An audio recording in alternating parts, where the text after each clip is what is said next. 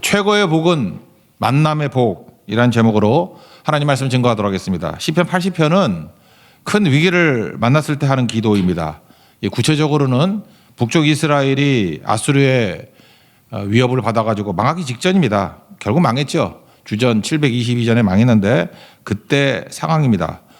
그러니까 국가적인 위기에 처했을 때 드리는 기도도 되고 또 우리 개인적인 위기가 있을 때 드리는 기도도 됩니다. 그러니까 위기 극복을 하기 위해서 드릴 기도가 뭐냐? 시편 80편이다. 이렇게 보면 된다는 것입니다. 여기 특별히 보면 두 가지 이미지로 구원을 요청하는데 첫 번째는 하나님 도와주세요잖아요. 하나님 구원해 주세요. 네. 전반부는 하나님 목자가 되어 주십시오. 이게 첫 번째고 두 번째는 참 포도나무가 되어 주십시오. 그러니까 두 가지예요. 그래서 어떤 분들은 이걸 제목을 이렇게 삼았더라고요. 이 내용 주석을 하면서 시편 80편의 완성은 예수님이다. 왜냐하면 요한복음 보면은 요한복음 10장에 선한 목자가 나오잖아요. 그러니까 목자가 되어 주십시오. 그럴 때 주님의 응답으로 나는 선한 목자다. 그리고 참 포도나무가 되어 주십시오 할 때 나오잖아요. 15장에 나는 참 포도나무 너희는 가지라고. 그러니까 예수님이 응답이다. 그러니까 위기 상황에서의 우리의 구원 요청에 대한 응답은 예수님으로 완성되었다. 제가 볼 때 굉장히 좋은 해석이라고 생각을 합니다. 그렇게 보시면 돼요. 신약의 백성들은. 그런 관점에서 한번 살펴보도록 하겠습니다. 첫 번째는 목자가 되어달라라고 한 거죠. 우리는 양이다 그런 거 아닙니까? 먼저 1절 읽겠습니다. 시작. 요셉을 양떼같이 인도하시는 이스라엘의 목자여 귀를 기울이소서. 그룹 사이에 좌정하신 이여 빛을 비추소서. 그러니까 이스라엘의 목자가 되어 주십시오. 그런 얘기겠죠. 양이 살 길은 목자가 있어야 사는 거겠죠. 목자가 있어야 보호해주고 인도해주고 털도 깎아주고.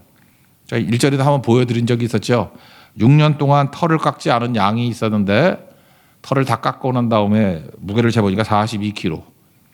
그러니까 양은요 털을 깎아주지 않으면 죽는답니다. 쓰러졌다가 못 일어난대요. 생각해보세요. 42kg면 그거 웬만한 그 여자 하나 업은 거 아니에요? 그리고 어떻게 살겠어요? 털이 그 정도 무게니까. 그래서 양이 털이 너무 많으면 쓰러지면 못 일어난답니다. 그래서 옛날에 제가 양복 입을 때 되게 죄책감을 가지고 입었다 그랬잖아요. 이거 양 껍질 벗겨가지고. 껍질이 아니더라고. 그 털은 깎아줘야 되는 거예요. 깎아줘야 양도 사는 거라고. 그래서 양털 옷 입는 거에 대해서 별로 나쁘지 않았는데 너무 비싸서 사 입을 수가 없죠. 하여튼 그래요.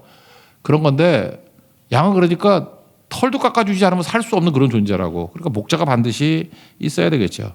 그러니까 요약하면 양이 살 길은 두 가지만 잘하면 돼요. 양떼를 떠나지 않는 거. 그 양떼를 떠난 걸 길 잃은 양 그러잖아요. 양떼. 그러니까 지금식으로 하면 교회를 떠나지 않는 거. 그게 첫 번째고 또 한 가지는 목자의 음성을 잘 듣는 거. 그러니까 예수님의 말씀 잘 듣는 거 그런 거겠죠. 요한복음 10장 3절을 보면 양은 그의 음성을 듣나니 그랬잖아요. 그러니까 양떼 떠나지 않고 그 다음에 누가복음 15장에 나오잖아요. 길 잃은 양 떠나지 않고 또 하나는 목자의 음성을 잘 들으면 산다 그런 거죠. 양에게는 시력이 중요한 게 아니라 그러잖아요. 시력이 되게 나쁘다 그러잖아요. 청각이 중요하다고. 그래서 양을 어떻게 우나요? 소가 음매라고 우는데 뭐라 그러죠? 매라고 우나? 매매 하든지 양이 우는 거. 그 소리 듣고 그 그룹을 떠나지 않는다는 거예요. 그래서 예수 믿는 거는요. 제가 볼 때 그래. 교회가 너무 미디어가 발달되면은 신앙이 우리 약해지더라고. 그래서 사실 영상 설교 이런 것도 필요 없는데, 그죠? 사실 음성 설교가 제일 좋은 건데. 싹 없애버리고 듣는 거예요, 듣는 거. 그래서 하나님 말씀 옛날에 읽어줬고 듣는 사람이 있었고 그때가 제일 강했거든요. 하나님 말씀은 듣는 거지 뭐 이게 보는 거 그런 거 아니라고요. 그래서 양과 같이 잘 듣고 나아가면 승리할 수 있다 그런 겁니다.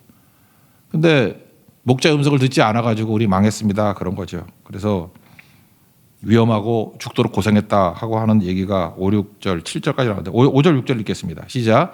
주께서 그들에게 눈물의 양식을 먹이시며 많은 눈물을 마시게 하셨나이다. 우리 이웃에게 다툼거리가 되게 하시니 우리 원수들이 서로 비웃나이다. 그러니까 양떼를 떠나고 목자의 음성 듣지 않았더니 눈물이 양식이 되었고 많은 눈물이 있고 조롱거리가 되었습니다. 그런 거라는 거예요. 그러므로 2절 갔을 때 보니까 목자가 되어 주십시오. 우리를 구원해 주십시오. 이렇게 외치잖아요. 2절 읽어보시죠. 2절 시작. 에브라임과 베냐민과 므낫세 앞에서 주의 능력을 나타내사 우리를 구원하러 오소서. 그러니까 목자가 되셔서 우리를 구원해 주십시오. 그러면 요한복음 10장의 개념에 의해서는 우리는 어떻게 살아야 되겠습니까? 목자 대신 예수님 붙들면 그냥 모든 게 다 공급된다는 거예요. 내가 온 것은 양으로 생명을 얻게 하고 더 풍성히 얻게 한다. 10장 10절에 나오죠. 그러니까 예수님만 따라가면, 목자 대신 예수님만 따라가면 생명 얻고 풍성히 얻게 된다. 우리도 뭐 간단하게 붙들면 돼요. 내게 오셔서 목자가 되어 주십시오. 그리고 위기를 극복하게 된다는 것입니다. 단순하죠? 오늘도 어떤 위기가 있는지 모르지만, 어떤 고난이 있는지 모르지만 단순하게 외치십시오. 전 양입니다. 목자가 되어서 구원해 주옵소서. 그럴 때 주님께서 선한 목자가 되셔서 우리를 건져 주실 것입니다. 또 한 가지는 참 포도나무가 되어달라. 이게 8절 이하 마지막까지인데, 이 포도나무 개념은 되게 많아요. 이게 과거 애굽에서 구원하셨다라고 하는 게 애굽에 있는 포도나무를 이렇게 가나안 땅에 심었다, 그런 개념으로 설명하고 계시고, 그 다음에 이게 풍성하게 잘 자란다, 뿌리 내리고 얼마나 잘 자랐는지 그거는 최고로 좋다는 게 백향목이거든. 하나님의 백향목 같이 되었습니다. 그리고 막 번성해가지고 바다 끝까지, 서쪽이죠. 그 다음에 강은 유프라테스 강이라고 나왔는데 북쪽, 하나님께서 얘기했을 때는 그 이라크까지, 그 정도 범위까지 하나님께서 풍성하게 만들어 주셨습니다. 그런 거예요. 그런 걸 지금 얘기하고 있습니다. 8절부터 10절까지 하나님께서 애굽에서 출애굽하셔가지고 가나안 땅에 주셨던 복에 대한 것, 과거를 회상하는 얘기를 한번 읽어봅시다. 8절부터 10절입니다. 시작. 주께서 한 포도나무를 애굽에서 가져다가 민족들을 쫓아내시고 그것을 심으셨나이다. 주께서 그 앞서 가꾸셨으므로 그 뿌리가 깊이 박혀서 땅에 가득하며 그 그늘이 산에서 산들을 가리고 그 가지는 하나님의 백향목 같으며. 11절까지 읽겠습니다. 시작. 그 가지가 바닥까지 뻗고 넝쿨이 강까지 미쳤거늘. 그러니까 하나님이 가꾸셨고 뿌리를 내리셨고 풍성하게 하셨다. 그래서 하나님 백향목 같이 좋은 곳으로 인정받게 되었고 번성하게 되어서 바다와 강까지 퍼지게 되었다. 그런데 불순종했죠. 그랬더니 이 포도나무의 운명이 어떻게 됐습니까? 하나님께서 담을 하셨대요. 담을 하셔가지고, 담이 뭐예요? 하나님의 보호막을 제거하셨다. 로마서 1장 같으면은 뭐죠? 거룩한 유기, 하나님이 이렇게 잡고 있던 손을 놓는 거예요. 그랬더니 너희들은 이제 깨지게 되었다, 그런 거죠. 여기 나오는 멧돼지, 또 들짐승, 이거 아수르와 대적들, 그런 걸 말하는 거라고요. 그래서 너희들을 유린하게 되었다. 그것도 한번 읽어봅시다. 12절부터 14절입니다. 시작. 주께서 어찌하여 그 담을 허시사 길을 지나가는 모든 일이 그것을 따게 하셨나이까. 숲속의 멧돼지들이 상해하며 들짐승들이 먹나이다. 만군의 하나님의 구하옵나니 돌아오소서. 하늘에서 굽어보시고 이 포도나무를 돌보소서. 하나님의 담이 무너졌다는 것입니다. 하나님이 내버려뒀기 때문에 그래요. 하나님이 이게 손 놓으면요, 보호막이 사라지고 공급이 사라지고 수치를 당하게 된다라는 것입니다. 여러분 잊지 마십시오. 우리 인생 가운데 이렇게 고난이 오고 이런 것들이 우리를 하여금 오직 하나님 없이는 살 수 없습니다, 이걸 깨닫게 만드는 힘이 되기도 해요. 그 어떤 형제 기억나는데, 하나님이 이렇게 특별히 젊었을 때 막 축복해 주시는 사람이 있잖아요. 조기 성공하는 사람들, 대충 보니까 30대쯤 되는 거 같아요. 30대에 하여튼 이룰 거 다 이루고 뭐 그런 사람이 있잖아요. 참 그 은혜를 받고 유지하는 게 쉽지가 않은데 좀 이렇게 불순종하고 좀 멋대로 나가는 부분이 있었어요. 참 조심스러운 얘기인데 좀 어려움이 오더라고.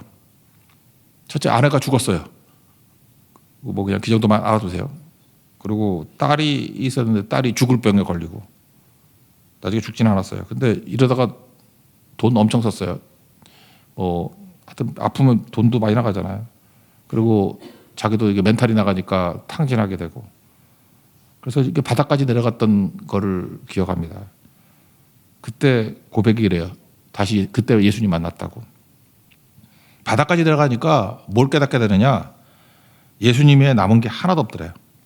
그때 깨닫대요. 예수님이 나의 전부라는 거. 이거는 찬양하다가 나오는 고백하고 좀 다른 거죠. 그러니까 다 사라지니까 예수님밖에 남지 않았잖아요. 그러니까 진짜 예수님이 나의 전부예요. 그러면 초라해야 되는데 예수님이 나의 전부가 되는 그 순간에 힘이 생기고 일어나는 계기가 되더라는 거예요. 다시 일어났어요. 그게 되게 중요한 거죠. 우리는 많은 순간에 뭐 이렇게 간증하고 열정이 있고 이럴 때 많은 일을 한다고 생각하는데, 우리 인생을 한번 돌이켜 보십시오. 그리고 성경 말씀을 보라고요. 우리의 눈물과 비명이 더 큰 일을 합니다. 지금 눈물을 흘리고 있는 순간이 있을 때도 있죠. 비명 지를 때가 있죠. 소리 지르고 못 견디겠다고. 그때가 되게 큰 고난같이 보이는데 그때 하나님이 가장 크게 일하실 때예요. 보세요. 성경의 인물들 보세요. 그 눈물 흘리고 비명 지를 때 그때 인물이 나오지 않아요? 모세도 그렇고 다윗도 그렇고 요셉도 그렇고 뭐 심지어 바울도 그렇고 다 그렇지 않아요?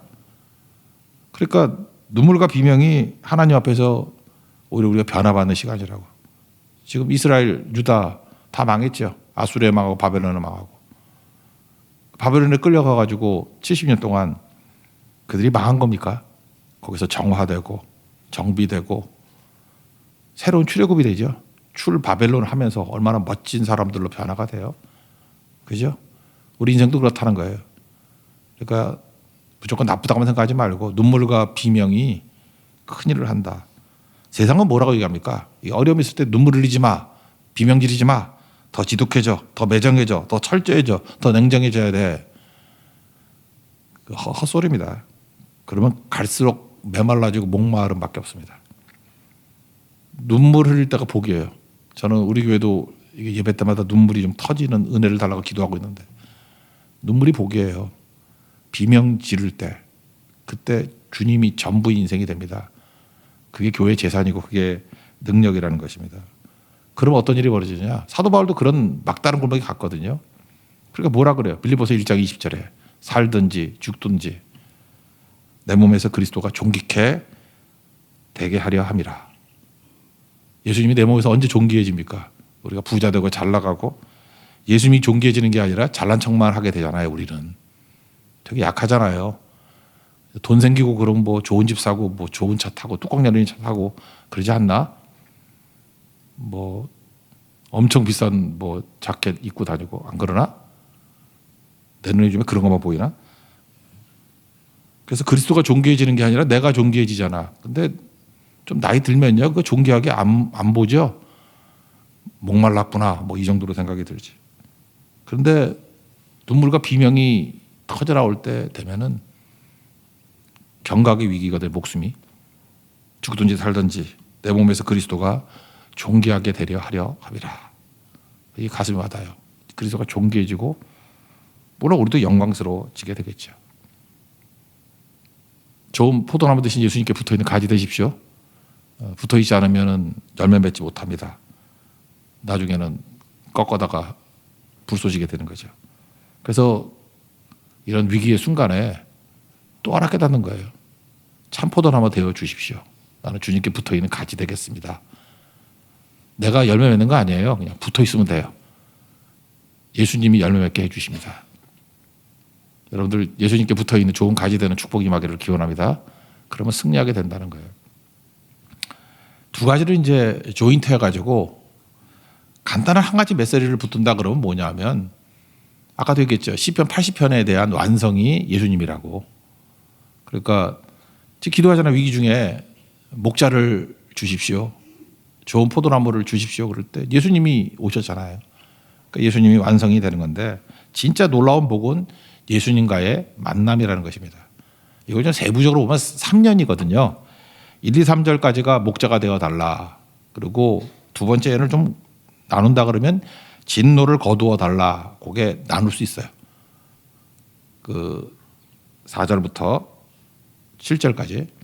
그다음 마지막 8절부터 이제 19절까지는 포도나무를 살려달라. 뭐 이렇게 세 가지로 나눌 수 있어요. 근데 각 년이 끝날 때마다 3절, 7절, 19절 끝나는 거거든요. 1년 끝날 때 3절, 2년 끝날 때 7절, 3년 끝날 때 19절. 다 똑같아요. 얼굴빛을 비추사. 주님의 얼굴빛을 비추사. 예수님이 우리의 밝은 빛이라고요. 예수님의 빛을 비춰주사 구원해 주십시오. 반복하고 있어요. 한번 볼까요? 3절 읽겠습니다. 시작. 하나님이여 우리를 돌이키시고 주의 얼굴빛을 비추사 우리가 구원을 얻게 하소서. 또 7절 읽겠습니다. 시작. 만군의 하나님이여 우리를 회복하여 주시고 주의 얼굴의 광채를 비추사 우리가 구원을 얻게 하소서. 19절 읽겠습니다. 시작. 만군의 하나님 여호와여 우리를 돌이켜 주시고 주의 얼굴의 광채를 우리에게 비추소서. 우리라 구원을 얻으리이다. 그러니까 다 똑같은 얘기를 하고 있죠. 그러니까 무슨 얘기예요? 예수님 만나는 게 복이라는 거예요. 예수님 만나는 거. 예수님 만나기 전에 뭐 그냥 우리 앞에 있는 문제들 해결되는 건 사실 그것도 복은 복이지만 그건 일시적인 거죠. 내가 병이 들었어요. 건강 얻는 거. 또 병 안 드나? 또 병 들지. 일시적인 거고. 재정적인 위기를 극복했어요. 아, 돈이 단가? 또 어려워질 수도 있고 뭐 돈이 할 수 있는 게 뭐 한계가 있지. 일터에서 어려움 당했어요. 회복이 됐어요. 그럼 또 어려움 없나? 또 있죠. 가정의 문제가 해결이 됐어요. 가정 문제 또 안 생기나? 또 생길 수 있지. 그런데 진짜 복은 이런 게 아니고 예수님과 만나는 복이에요. 아, 우리 생각해 보세요. 만나면 어떤 일이 벌어지죠? 만남 자체가 힘이 되는 거고 만남 자체가 문제를 해결한다니까요. 우리나라에서 뭐 제일 센 사람이 누구랄까? 대통령쯤 된다 할까요? 대통령하고 독대하는 사람, 그럼 뭔가 좀 다르죠. 장관이 중요한 게 아니고 뭐 그래요.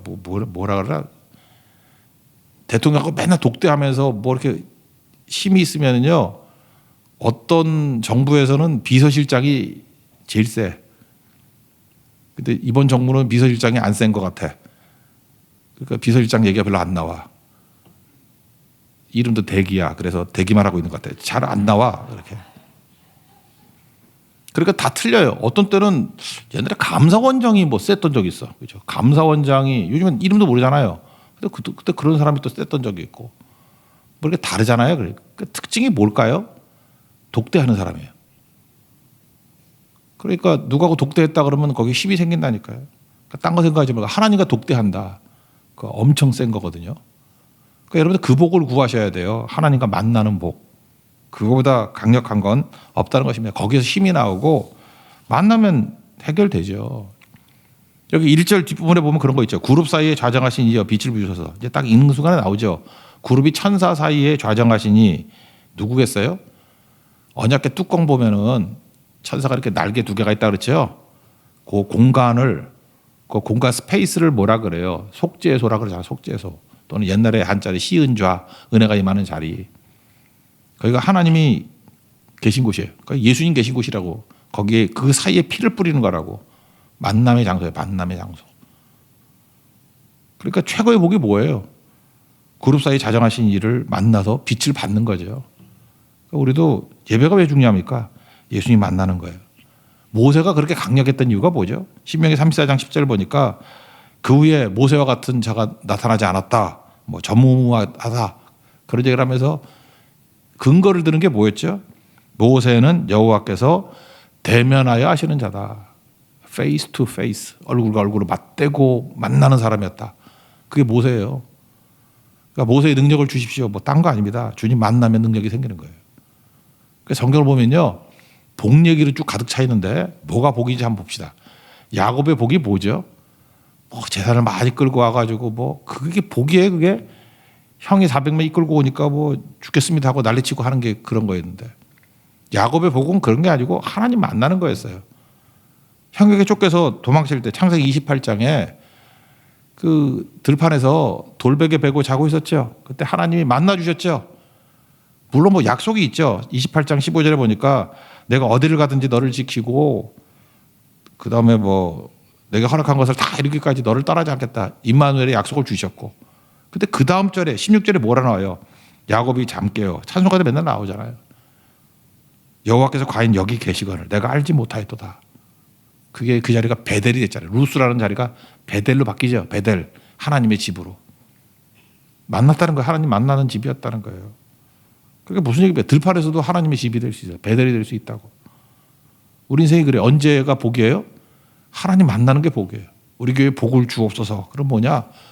모든 성도들이 예수님 만나는 거예요. 그죠? 예수님 만나는 거. 내일도 우리 NC 페스티벌 전도 집회를 하는데 예수님 만나는 거예요. 그게 복이죠. 여러분 복 구해야 돼요. 우리 교회 복된 교회 해 주십시오. 복이 넘치게 해 주십시오. 그 복 딴 거 아니에요. 만나는 거예요. 루스가 베델로 변화되는 거예요. 하나님의 집으로 변화되는 거. 모세도 마찬가지죠. 모세 뭐 일대기 많은 거 있잖아요. 뭐 이적도 행하고 막 그거 다 보니까 지나가는 일이에요. 사실은. 모세가 복된 이유가 무엇입니까? 미디안 광야에서 40년 동안 헤매는 별 볼 일 없는 사람이었는데 불 붙는 떨기나무에서 하나님 만났잖아요. 내 신을 벗어라. 무슨 얘기예요? 네가 이제까지 살아왔던 방식, 이제까지 생각했던 사고방식, 생활방식 다 버리고 이제는 내가 지시하는 대로 살아가라. 그때 하나님의 사람이 되고 그가 들었던 지팡이는 하나님의 지팡이가 되고 하나님의 능력의 족이 되잖아요. 그게 복 아니에요? 출애굽기 3장만큼 큰 복이 어디 있어요? 그게 제일 큰 복이지. 뭐 찌질하게 뭐 물 좀 나왔다고 물 마시면 또 목 안 마른가? 매출하게 그거 뭐 나한테 얘기해. 그러면 내가 치킨 사줄게. 그거 몇 개 먹는다. 그게 복이에요 그거? 지겹게 사주면 어떻게 해야죠? 100마리 사주고 오늘 저녁에 다 먹어. 그거 너무 많아가지고 뭐 이에 낀다 그러잖아요. 냄새가 나고. 그래서 여러분들 이런 걸 경험하려고 그러면요. 이게 무슨 뜻인가? 그 매출하게 먹다가 이빨에 끼어가지고 이제는 이제 지겹다라고 할 정도면 한 사람한테 치킨 한 20마리 사주고 이거 먹으라. 그러면은 한 3마리부터 질린다고. 그 다 먹어야 돼. 끝까지. 그러면 한번 거듭나요. 한번 거듭난다고. 그거 실제로 해보라고. 이렇게 머릿속으로 하지 말고 진짜 해보라고. 여러분 아들이 있으면 아들 말 안 듣죠. 순종이 뭔지 모르면 치킨 20마리로 다 먹을 때까지 밥 안 줘 그래요. 그럼 뭐 한 2, 3일 먹을 거 아니야. 한 6년은 안 먹을 거야. 그죠? 이스라엘이 그런 거라요. 불순종해서 지가 원하는 거 가져봐야 복이 안 된다는 거. 그거 복 아니에요. 뭐가 복이에요? 치킨이 아니고 메추라기가 아니고 하나님 만나는 게 복이라고. 다윗도 마찬가지죠.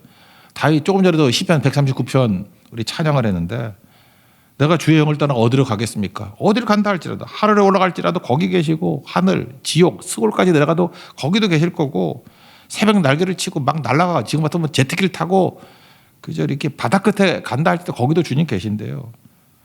그리고 거기서도 주의 손이 나를 인도하시고 주의 오른손이 나를 붙들어 주신다고. 이게 뭐예요? 만남이죠. 만남. 임재죠. 그럼 승리하는 거죠.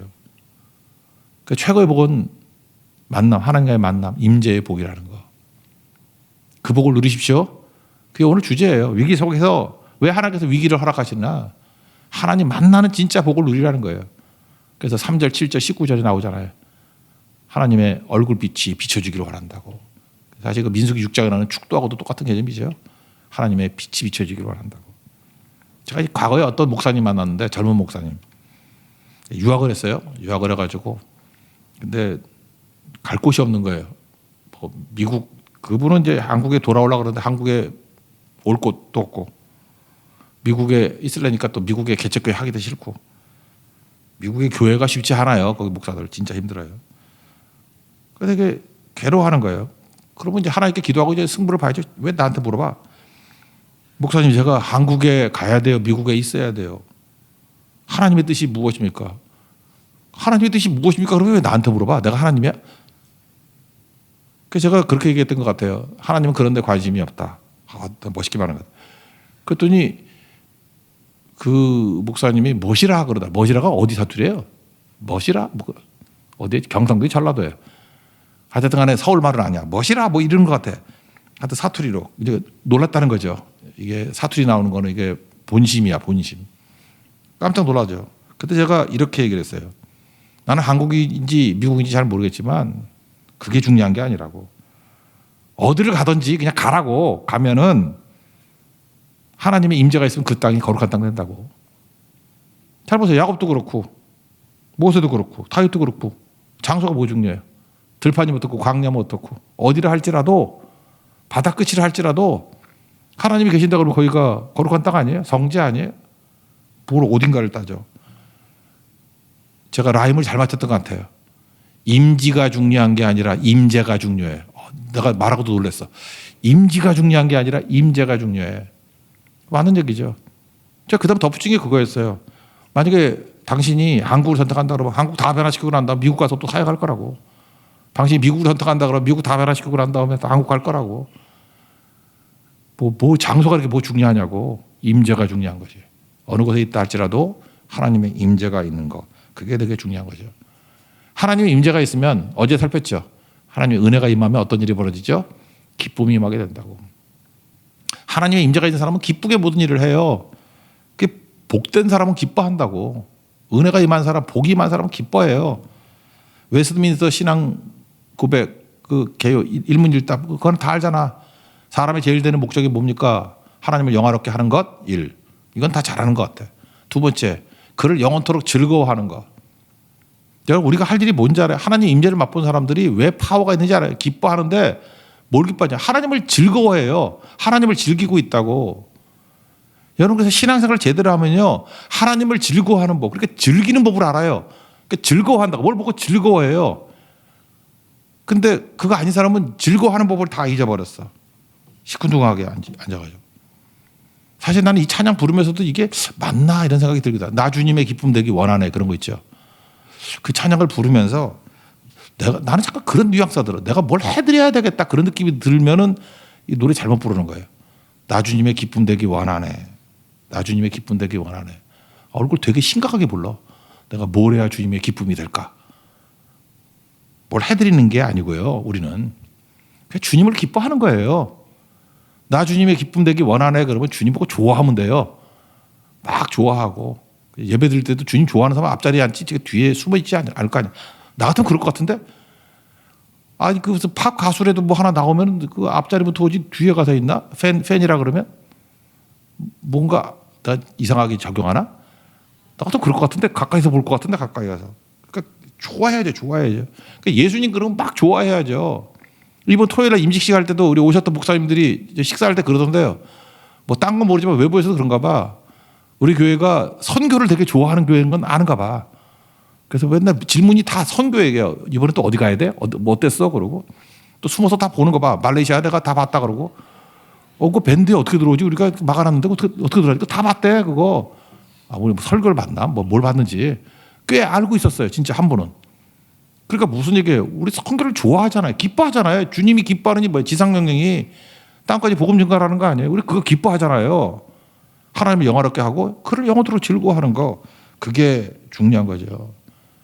여러분 즐거워하는 사람이 힘을 줘요.